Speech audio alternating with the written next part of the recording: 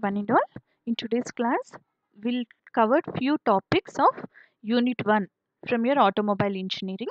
Unit 1 consists of Introduction to Automobile Engineering, Fuel System and CA System. Here is our syllabus. Introduction, Layout of Automobile, Introduction to Chassis and Body Components, Type of Automobile Engines, Power Unit, Introduction to Engine Lubrication, Engine Servicing. Next is Fuel System, SI engine, it means spark ignition engine, fuel supply system, mechanical and electrical fuel pump, filters, carburetors and carburetor types, air filters, petrol injection, introduction to MPFI, it means multi-point fuel injection system, and GDI system is gasoline direct injection system. Next one is CI engines, requirement of diesel injection system, types of injection systems, direct injection system, indirect injection system, fuel pump, nozzle, spray formation, injection timing, testing of fuel pumps, introduction to CRDI, it means common rail diesel injection system, and TDI, it means turbocharged diesel injection systems. So in first unit we are going to learn about all these things. Let us first start with the automobile layout. The top part of your automobile is called automobile body and the bottom part is called as chassis, and the main part of chassis is its frame. So all the components of automobile will be mounted on the frame. So this is the radiator, wheel, engine, clutch, propeller shaft, gearbox, differential. So these components will be mounted on the frame. Now let us look at each and every component and understand its purpose. First one is radiator. We have different types of radiators which we'll learn in today's class, but radiators for now remember that it is used for controlling the temperature in the engine. It means it is used for cooling the engine. Next one is wheels. Wheels are part of our transmission system and at the same time it is part of our suspension system also. Wheels are used for the movement of automobile. Next one is clutch. See, the clutch will act as a junction between the driving shaft and the driven shaft. It means the shaft from the engine and the shaft from the gear. So clutch is for engaging and disengaging these two shafts. So the driving shaft will be from engine and the driven shaft will be from gearbox. So in gearbox we have different types of gears, and depending upon the speed and torque ratios will vary the gears in the gearbox. And propeller shaft is used for transmission of motion from the engine shaft to the rear wheels. This is differential. The purpose of differential is to run the rear wheels at different speeds depending upon the requirement. For example, if you are taking a turn, it can be a right turn or left turn. Whenever you are taking a turn, the inside wheels will make a smaller radius and the outside wheels will make a larger radius. It means for the safe movement of your automobile, the inside wheel should move with less speed and the outside wheel should move with larger speed. So differential is the component which balances the speed and makes your vehicle to run safely. So these are the different parts of your chassis. So next is, there is some classification of automobile. First one is according to the purpose. If it is used for carrying the passengers, then we call it as passenger vehicle like your car, bus and taxi. And if you are using for carrying some goods, then we call it as goods vehicle. And if it is a special purpose vehicle like fire engine, ambulances or any emergency services, then we call it as special purpose vehicles. Next, according to the load carrying capacity, light motor vehicle, medium motor vehicle and heavy duty motor vehicle. Light motor vehicles are your cars and jeeps, and medium motor vehicles are your tempos and pickup vans, and heavy duty motor vehicles are tractors, trucks and containers. Similarly, according to the number of wheels, two-wheeler, three-wheeler, four-wheeler and six-wheeler. Next one is according to the fuel use, petrol vehicles, diesel vehicles, gasoline, electrical and hybrid vehicles. It means in case of hybrid vehicles, you can use more than one type of the fuel. According to the drive of vehicle, front wheel, rear wheel and four wheel drives, and according to the suspension system, conventional type and independent type of suspension systems. So this is about different types of automobiles, and beside this the examples of all automobiles, means all the types, is given. Next one is type of automobile engines. As per the ignition, we have internal combustion engine and external combustion engine. Internal combustion engine is where combustion process takes place within the engine, like the engines which we are using in cars, bikes and all the automobiles. And external combustion is where the combustion process takes place outside the engine, like your steam turbines and all. Next, as per the number of strokes, we have 2 strokes and 4 strokes. 2 stroke engines will be in your bikes and 4 stroke will be in your cars.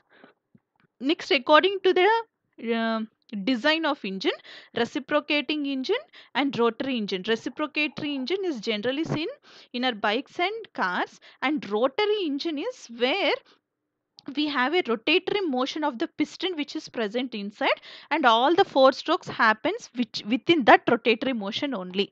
So Vankil engine is the example of that rotatory engine. Next, according to the fuel used, diesel engine, petrol engine, gasoline engine and electrical engine. Next, according to the type of ignition, compression ignition and spark ignition.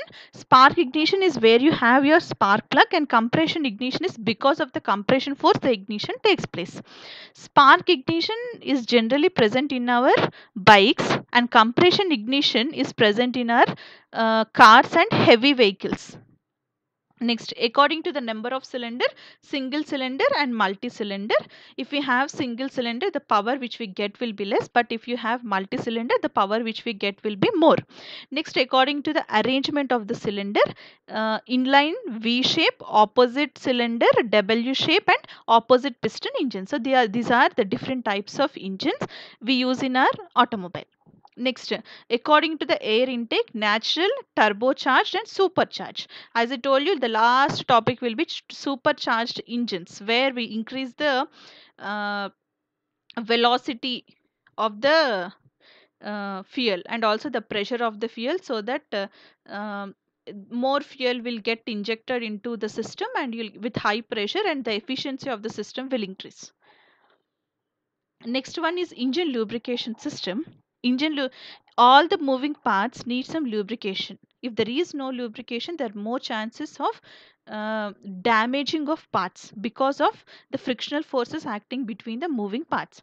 So here is the engine lubrication system. This is the lubricating tank, which we call it as sump. This is the strainer. This is the pipe. This is the motor, and this is connected to the camshaft, and this is the belt driving the motor and also the camshaft. Here is a pressure regulating valve, and this is the filter. And now what happens is the strainer will take the fuel, it means the lubricating oil, and with the help of pump, and it will send it to the filter, and from filter the lubricating oil will get distributed to all the parts. So here the lubrication is required for the movement of pistons, it means for the camshaft and also for the crankshaft. So the movement of piston here, near the camshaft we need lubrication, and the fuel will get injected into this piston, and during the piston movement all the internal parts of the engine will also get lubricated. So here also for the camshaft the lubrication will take place at the top. So like this the lubrication will take place within the engine with the help of this lubricating system. Next one is engine servicing. So engine servicing will depend upon few factors. First one is distance traveled by the vehicle. It means if you travel these many kilometers, the company will ask us to go for the servicing of that automobile. Next one is extreme hot and cold working conditions. If your vehicle is designed for a particular temperature, but you are running it for in a extreme hot or cold conditions, so the vehicle will go for then we have to go for engine servicing very soon. Next one is mountain, ice and dirty roads. If your roads are not good. Or if you are staying in a place you have so many mountains or irregular surfaces or ice, in such cases also we have to go for engine servicing very soon. Next one is heavy stop and go traveling. It means example is college buses, RTC buses and all, where we need to stop and go everywhere. Next one is heavy loading. It means like your trucks and lorries, where you will carry heavy vehicles. In such cases also, for heavy duty vehicles we have to go for more engine servicing. Next one, when you go for engine servicing we have to check all these things: change the engine oil, replace the oil filter, replace the air filter, replace the fuel filter, replace the AC filter, replace the spark plug, check the level and refill the brake fluid and clutch fluid, check the brake pads, liners, brake disc, drums, and replace if it is worn out, check out the coolant hoses, check out the charging system, check out the battery, check out the level and refill the power steering fluid, check the level and refill the automatic and manual transmission fluid, grease the lubricant component, inspect and replace the timing belt or timing chain if needed, check the condition of the tires, check for proper operation of all the lights and wipers, check for any errors and codes in ECU. ECU is engine control unit, and take the corrective action. Use a scan tool to read the trouble code. It means in engine control unit you will have all the electronic components where you will write a program, and if there is any error within the system, that will be noted in engine control unit, and when you are going for the servicing you can decode and you can find out the errors which are present in the automobile. Next one is fuel supply system. Fuel supply system is separate system used to deliver fuel at correct time in correct quantity to the engine for smooth and efficient operation. It means the fuel injection should be at the right time. It should not be before, it should not be later. So it should be at the right time, and fuel supply system is such a system where the fuel is injected to the engine at the right time. So this is a mechanical fuel supply system. Here this is the eccentric and camshaft is at one end of the eccentric. So when this camshaft is rotating, this eccentric will also move. See, at this corner this eccentric will not touch the rocker arm, but when eccentric is rotating, when this end comes this side, the rocker arm will move upwards. At this time the pivot will also move. As a result, the pull rod will get moved backward, and as a result the diaphragm position will also change. When diaphragm position is getting changed because of the vacuum created, this valve will start moving backward. As a result, see, this is a suction valve. As a result, the fuel will enter into the system to the strainer, see, from the strainer, and it will enter into this chamber. And now once it goes out, when this position comes, this valve will get closed and this valve will get open. As a result, the fuel in the chamber will go out to the carburetor. So this is about mechanical fuel pump.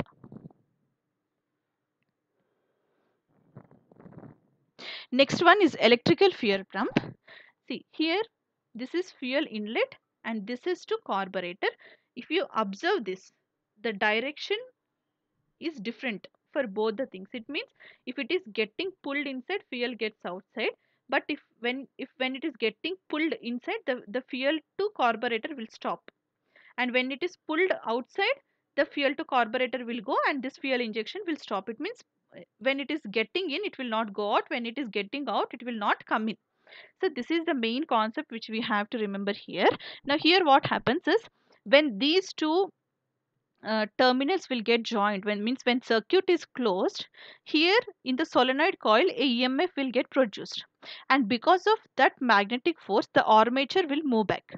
When armature is moving back, here the diaphragms will also move back. As a result, the fuel to carburetor will get closed, and the fuel in, it means from where we are getting the fuel, this system will get open. As a result, the fuel will flow inside. And now when the contact breaks, because of the spring action, this diaphragm will move back. As a result, this switch will get closed and this switch will get opened, and the fuel present here will go out to the carburetor. So this is how the electrical fuel pump works. Next is filters. Every car has four main filters: the cabin filter, oil filter, fuel filter, and air filter. The function of these filters is to enable flow and catch the impurities. It means it can be a lubricating oil, it can be a fuel, or it can be the air which you are getting for the combustion of fuel. And cabin filter is where you have ACs. So all these we have all these type of air filters, means all these type of filters, and these filters should be properly maintained. Next one is carburetor. A carburetor is a device which mixes air and fuel for internal combustion engine for the proper air fuel ratio for combustion. It means for proper combustion of fuel we need correct combination and good combination of air and fuel. It means if you are supplying air separately and fuel separately, and if the mixture is not lean, then what happens is proper combustion of fuel will not take place. And for proper combustion of fuel, the air fuel mixture should be good. So here we have a device called carburetor, which rotates continuously, making air and fuel to mix, and this system will be fixed outside the engine, and the mixed fuel the mixture of air and fuel will be sent into the engine during the uh, combustion process. So here we have different types of carburetor. Based on the direction we call it as updraft, downdraft, and cross draft. And by venturi it is double venturi and triple venturi, and the multi jet and multi barrel. So these are the different types of carburetors which we have. Uh, by direction, so this is the updraft. It means the motion of the fuel will be in upward direction, and this is a throttle valve. It means where the air and fuel will get mixed. But the thing is, this is used for only small distances, because of the gravity force the fuel will come back, and um, the air fuel mixture may not reach to the engine. Next one is downdraft carburetor. In case of downdraft carburetor, as it is working uh, towards the gravity, this is a suitable carburetor with proper air and fuel ratio, and this can run at low speeds of the engine. And this is a cross draft carburetor, where the fuel will move in straight direction. When compared to these updraft, downdraft, and cross draft, downdraft carburetors are more suitable. Next one is multi venturi. In case of multi venturi, see, this is double venturi and this is triple venturi. These venturis are used for increasing the pressure. It means when you have more venturis, the fuel will go with more pressure. So when you have two, this is a main venturi and this is the boost venturi. And similarly, if you have three, then it is main venturi, primary venturi, and secondary venturi. So these are the different types of venturi meters which we have.